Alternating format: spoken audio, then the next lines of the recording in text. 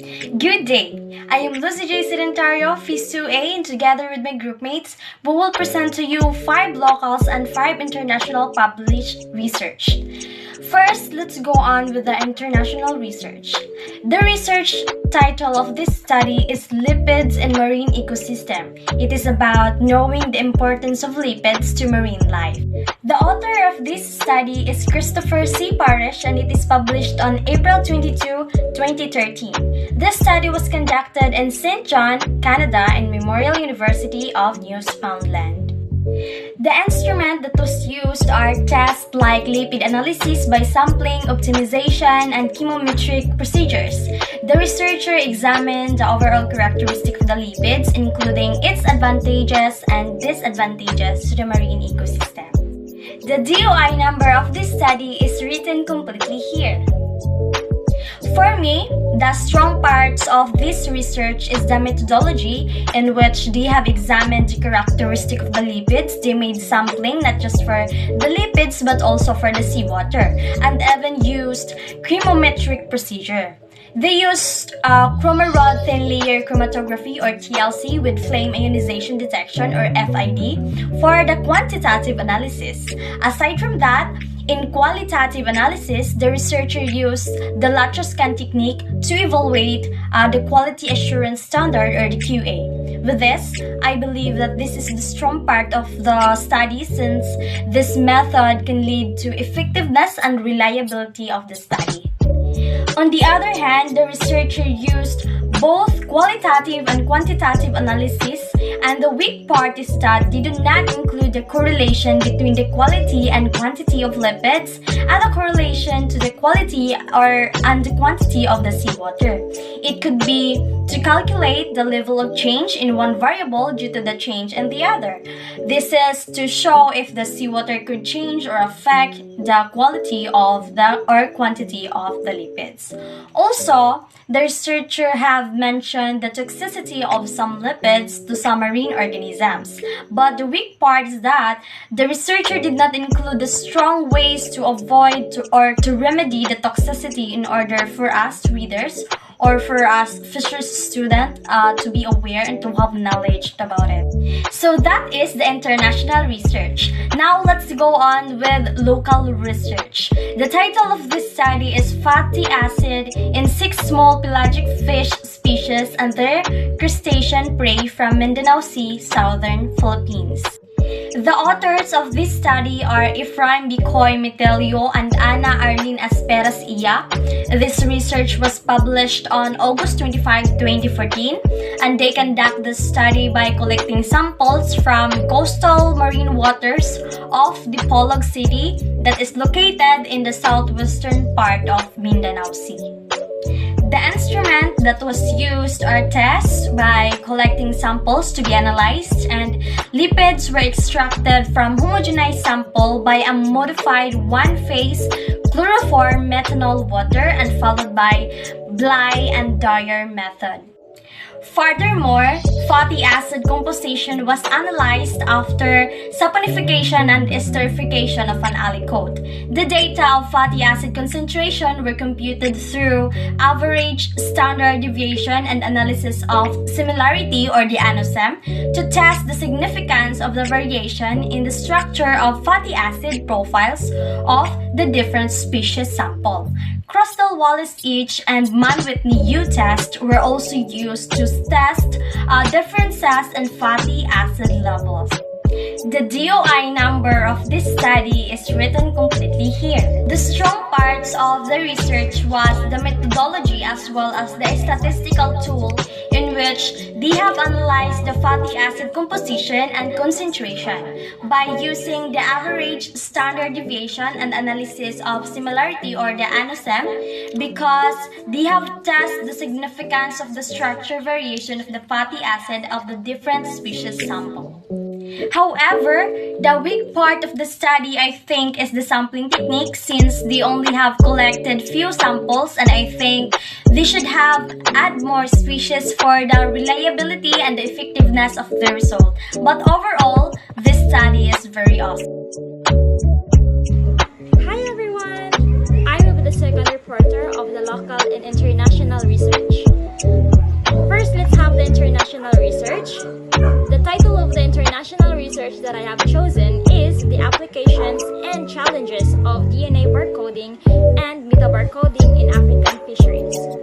study talks about how Africa incubates huge inland freshwater reservoirs, representing 27% of world local liquid freshwater, and bounded by marine green belts. Additionally, the limited DNA metabarcoding applications in screening African fish gut microbiome and fish diseases were discussed. It also highlighted future perspectives in molecular barcoding applications in African fisheries and a concept for establishing an Africa Fish Gene Bank. This research was conducted by the National Institute of Oceanography and Fisheries, or let's have it for short, the NIOF, or NIOF, from Cairo, Egypt, and the authors of this study are Hussam El Sayed, Taha Sulaiman, Adel A. Abdel Magid, Hani T. Abu Talib. This research was received in 22nd of January in 2021, then revised it on 24th of February 2021, and already published on 18th and March 2021. They conduct this study at the continental of Africa. The instrument they used to solve the big challenges that they were facing at the time was molecular genetic tools. They present a review demonstrating how DNA barcoding approaches expand in African fisheries to solve the problems of fish species identifications, evolutions, populations, differentiations, and biogeographic distributions.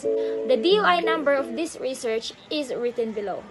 In my own perspective, the strong part of this research is that the African nation is now looking forward to launch AFGB, or let's just call this African Fish Gene Bank, an organization responsible for essential missions like, for example, building up an online DNA barcode library network for African fishes, guiding for exploring, observing and discriminating of these fish species, genera, tribes, and families. And also, they will be responsible of collecting and preserving of germs, plasms, sperms, and eggs of African fishes, sustaining their life from extinction. And for me, the weak part of this research is that the African fishery scientific community should discuss this issue with the African Union. So they will be sponsored by them. But however, awareness of genome manipulation and germs, plasms, preservation of fishes by African academics and stakeholders is still a big challenge. So human capacity building through intensive training courses is indeed needed to prepare expert teams for launching AFGB for this mission, and that is indeed a wise choice. And now let us move on to the next part, or the next title of the research that I have chosen, which is the local research. The title of this research is DNA barcoding of fishes from Lake Lanao, Philippines. It talks about the Lake Lanao used to contain 20 endemic cyprinid species, which had attracted the attention of evolutionary biologists in the past. This study represents the first molecular survey of the ichthyophauna in Lake Lanao. A total of 75 specimens of 12 different species were belong to 9 genera, 8 families, and 5 orders were DNA barcoded using the mitochondrial cytochrome C oxidase subunit 1 gene, or CO1. The author of this research are Ms. Onaya P. Abdul Malik Labi from Mindanao State University of Marawi and Jonas P. Kilang from University of Philippines, Diliman. The DOI number of this research is written below. So this research was received on 18th of January 2019, accepted on 6th of April 2019, and then published online on 13th of May 2019. So they conduct this study at Lake Lanao, also known as the Heart of Maranao people. The instrument that was used in this study is mitochondrial cytochrome C oxidase subunit gene, or CO1. It is a protein of humans that is encoded by the MTCO1 gene. Well, in my own view, the strong part of this study is that the DNA barcoding using the mitochondrial CO1 gene was successful in discriminating the 12 species of fishes in Lake Lanao. Furthermore, this study has updated the ichthyophauna of Lake Lanao. It is hoped that the CO1 sequence that were submitted to BOLD and GenBank would aid other researchers and policy makers in the accurate identifications of species in Lake Lanao. And also, if there is a strong part, of course, there is also a weak part.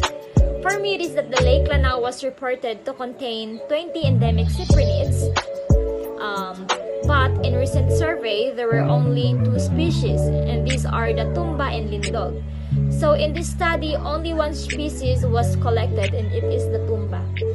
A number of reasons are said to be responsible for the decline of endemic cyprinids in the lake is that overexploitation, introduction of the predatory fishes like Glosogobio and Gyloris margariticea, construction of hydroelectric power plants, climate change, and of course, the water pollution. Hi everyone, my name is Regine Mayorga and I will be your third next reporter in local and international research. First, let's have the international research. The title of the research that our choosing is Projected Economic Impact of Climate Change in Marine Capture Fisheries. This study analyzed the impact of climate change in fisheries from the perspective of the economic interpretation of impact on marine capture fisheries. But even the study is focused on changes of catch in terms of productivity, which simplistic of calculation. It will also highlight the significant contribution to the national economy in terms of income and employment. Climate change is also been considered particularly important for fishing, but this discussion of climate change and impact on fisheries is also a key for the Philippines. The authors of this study is Darren Pilcher and edited by Jonathan A. Anticamara, and it will reviewed by Edison D. Macusi. They conduct their study on Department of Agricultural and Economic Resources, University of Washington and United States.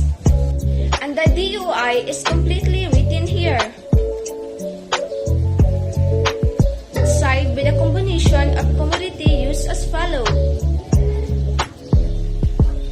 Condition of the factor market cleaning can be presented by the quality and supply and demand of factor as follows.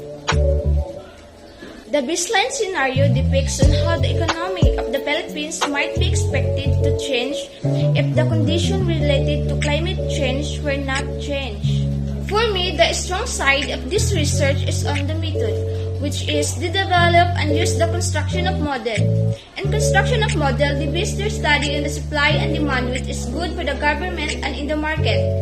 Also, the data shows strong evidence that there are negative change in economic variables in terms of climate change. Meaning, the production of fisheries, though we suffer from climate change, doesn't affect and it's normalized in the analysis. The strong points of this research is have accurate and strong result where the location of the T-samples are in different places. It is used to achieve accurate result in different places because we don't know if these organisms are present at all locations. Another strong point is that there are different parameters in order to conclude in these results. Also, they emphasize that this is good for the mangrove community. Let's proceed to the local research. The title that I will choose is Growth and Fatty Acid and Profiles of Halophytoptera vesicola and Salaspina from the Philippines mangrove leaves. It reports that this mangrove omicities isolated from the Philippines mangrove from identified herein as Halophytoptera vesicola in Quezon and Salaspina spina in Davao del Norte. The authors of this study is Darren Pilcher. It will publish on July 11, 2019, and they conduct this study in Mangrove Philippine, Davao del Norte. Completely written here. The simulation result show more negative change in economic variables, whereas more extreme change in climate. Since the scenarios are applied in this study, the model focuses on the result on the difference in GDP. This study reports that there are mangrove omicities isolated from the Philippine mangrove. Instruments used to isolate were subjected to growth analysis using varying incubation parameters, salinity level, and pH, and for fatty acid production. For me, the weak points of this study is the researcher did not show how the study goes, even the actual sampling of it. It focused only on the discussion on how great these organisms are and where they get their symbols of organism. Also, they only include a brief discussion on the significance and impact of the study, though they discuss it well but others researchers without it the study is true. But overall, this study is good. Today, this is a continuation of the topic that has been discussed from the previous reporter. So first is international article entitled The Functional Diversity and Nutritional Content in a Deep Sea Faunal Assemblage Through Total Lipids, Lipid Class, and Fatty Acids Analysis. So it is a type of survey study that deals with biological importance of different phyla on how the species grow, how to reproduce, and survive through its energy and nutrients flow in the deep sea. The authors of this is Camilla Parzanini, Christopher C. Parrish, Jean-Francois Hamel, and Annie Mercier. So, it published on November 12, 2018. The samples were taken at the Canadian province of Newfoundland and Labrador, is located in a cold, temperate region of the Northwest Atlantic, where species with subarctic or arctic affinities are common. So, samples were observed 7 days at November to December 2013 during one of the annual multi-species bottom trawl surveys conducted by Fisheries and Oceans Canada on board the CCGS Deloise. So the instrument that is used is 16.9 m wide net with 4 panels of polyethylene twine. So the DOI number is in here. The strong part of this study is that it shows that there is a significant differences on lipid content and composition both across the highest taxonomic groups as well as within the phyla within among some of the lower taxonomic levels. So part of these differences may have been a reflection of phylogenetic diversity as PL composition of marine organisms is mostly driven by phylogeny and PL representative the most abundant lipid fraction across the taxa analyzed. This study suggesting that the fattier individuals were characterized by greater energy reserves than their conspecific. A positive correlation was detected. So in fact, as previously reported for shallow water fish, corals, crustaceans, and bivalves, larvae, the higher the lipid content and energy reserves within the representatives of these taxa, the higher their growth rate, reproduction, success, or survival. In addition, the idea that is applied to the deep sea organism taking into the account that their metabolic rates and lipid stores are typically lower than in their shallow water and counterparts, and hence the way the energy is partitioned among somatic growth, reproduction, and survival may be different. The weakest point is that because of the small number of samples required and the value of the information provided, lipid analysis has supported the investigation of still poorly known deep sea fauna and ecosystems of different oceanic regions. This study needs more further research to widely understand how the species grow, reproduce, and survive. So let's proceed to the local article entitled Fatty Acid in 6 Small Pelagic Fish Species and Their Crustacean Prey from Mindanao Sea to Southern Philippines. So as people eat the species like galunggong, burot, bolinao, tambad, matambaka, and libod, they acquire the fatty acid that these fish have. So this study focuses on how these fish acquired fatty acids and their crustacean prey and how it benefits to this fish as well as human. So the author of this article is Ephraim Bicoy Matillo and Ana Arlene Espera Iya. So it published on August 25, 2014. The samples for the study were collected between April and May 2019 from coastal marine waters of Dipolog City. So the instrument that they use is sealed styrofoam containers frozen at negative 20 degrees Celsius within 10 to 15 minutes and stored at negative 30 degrees Celsius until lipid destruction, conical plankton net with a mouth diameter of 0.32 m and close gut end. So the DOC is in here. Yeah. So also the strength of the study gives us the result that these fish have a different fatty acid as it requires from its crustacean prey. So these crustacean prey serve as vital or important source of food of these fish, which provide fatty acids to fishes as well as human. But the weakest is that more fish to study so that human can consume other fish that contains fatty acids. Good day, ma'am, and everyone. I will refer to you the two remaining research. First is the Semi-International, which titled Arachidonic acid is a major component in gonadal fatty acid of tropical coral reef fish in the Philippines and Japan. In this title, coral reef fishes are commercially very important. Some species such as groupers, snappers are high value food fish and are emerging as aquaculture commodities in tropical and subtropical countries due to increasing demand.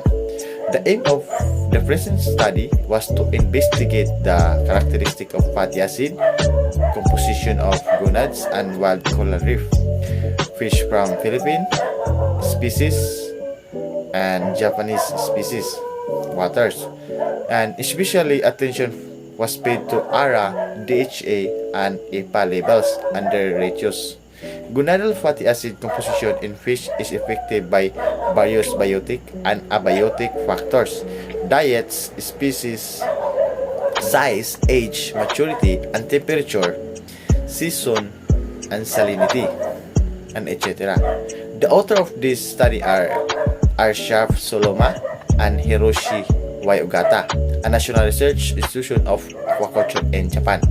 It was published on May 9, 2011. They conduct a study in the Philippines and Japan. In this study, they used the fish species as material. The 19 species of wild coral reef fish were obtained from local dealers of 3 sites: Ishigaki in Okinawa, Japan, Puerto Princesa and Palawan, Philippines, and Igang in Guimaras, Philippines. Fish were immediately killed with ice water, transferred to local laboratories, and ice, and directly dissected to the gonad samples. The sample gonads in Ishigaki were directly stored at negative 80 degrees Celsius for a night and sent to Japan laboratory with dry ice by air, and thus fatty acid composition is wet tissue was determined. Samples collected in Philippines were temporarily stored at negative 20 degrees Celsius, being freeze-dried and pulverized sent by the air. The dole is the above. Doi is above. Analysis on the strong and weak parts of this research. On this study, strength parts are the survey research that is the study is effective, reliability, and versatility, which they do the study will put some extra effort and make them prior the Philippine species. And the weak part of this study only focus 2 species on the Philippines, which so many island that rich on fish species. Second study is the marine omicities, a potential source of fatty acid with cytotoxic activity against breast adenocarcinoma cells. Marine omicities are a group of fungi like eukaryotes of the kingdom of Straminipila. Members of this group are considered as initial colonized fallen senescent mangrove leaves and are seen as a potential good source of fatty acid that are of industrial and medical importance. This study presents the diverse fatty acids from three marine homicides from the Philippines and their anti-cancer activity against cancer cell line. The author are Mark Kevin, Dipanadera, Rimuel Benit, Kinshi Watanabe, Myla R. Santiago, Maria Cristina Ramos, Tunihiro Aki, and Gina R. Diles. It was published on January 31, 2019. They conduct the study in the Philippines. The instrument used were marine homicide. When the homicide isolates were incubated at room temperature for 7 days and allowed to spirulate at 5 ppm marine water. The morphology of the organism was observed using a light microscope and scanning electron microscope. The dose is this above. On this study confirmed that these marine homicides are good source of fatty acid that influence the viability of human breast cancer cells and can be a potential drug additive or dietary supplement. And the weak part of this study is still on progress and only for treatment, not the total cure but still helpful. As a fisheries student, these research are very important since we can use this as a citation and a background study of our future research. And for now, I am very interested with unsaturated fatty acid toxicity and its disadvantages to the marine ecosystem as well as to the marine life. Because in the research study of C. Parish, he mentioned the toxicity of some lipid, but then he never includes strong ways to remedy the toxicity. So I am planning in my future research, my study will be more on lipid oxidation and I will try to look for ways to remedy this toxicity, and in this way I can contribute to the increasing interest in oxidative stress in marine ecosystems. As a fisheries student, this study are very important because we can use this citation to give an idea to our future research. This study will guide on how are we going to publish our future research in order to catch the attention of the readers. In some point, we can also share our ideas and principles through publishing our study. As a fisheries student, I can use this research to give importance to the different marine organisms to grow and to survive so that we expand the capacity to serve the needs of human beings as well as to make more profit. Also, I can use this to my As a fisheries student, my future plan on my research is to continue what they doing. When they aim the Philippines for the research, it's just a wonderful experience for them to visit the Philippines ecosystem. Because Philippines is amazing country. There's so many species that we have to know and we have to examine their personalities. Let them explore what they have to explore and support them for a better world and start it in the Philippines. Being one of the fisheries student, this study is important for us to be learned of. It gives us some knowledgeable ideas on how to examine each fish species, on how they will survive and preserve their life here in our beautiful ocean. We should have also to be aware on what are the advantages and disadvantages of examining each marine species. This study led us to learn more and engage more to our course, which is the Bachelor of Science in Fisheries Technology. Thank you and love you. Thank you and love you.